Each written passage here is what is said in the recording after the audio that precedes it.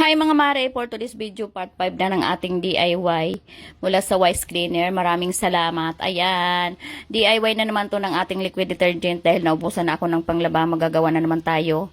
Itong panlaba na to ay umaabot to hanggang 3 buwan mga mare. Ganun ako katipid. Pero ngayon, yung iba pang binta, yung iba pang laba para may pangbili ako ulit sa susunod na aking pag-DIY. Kung sakaling maubos na naman to, ayan. Sigurado naman ako, alam nyo na kung paano mag-DIY dahil patok na patok itong pangnegosyo ngayong mga mare.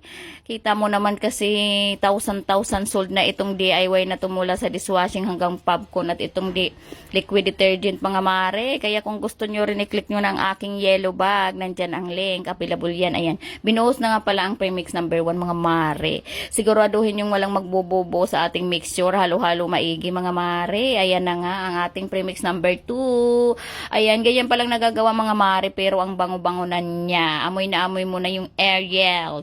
Charis. Ayan, pero ito talaga yung bit kong amoy Ariel kasi tanggal niya yung mga amoy araw nating mga damit, mga sis.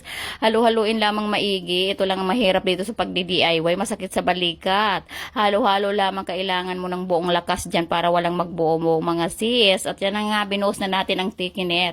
Ito na ang magpapakulay sa ating DIY mga sis. Dito na natin makikita na lumalapot ng ating liquid detergent mga mare. Ako na naghalo-halo niyan kasi sobrang sakit na ng balikat ng aking asawa, Charis. Ayan. Ayan na nga, halo-haloin nating maigi mga mare. Siguraduhin walang magbubuo-buo na ating mixture.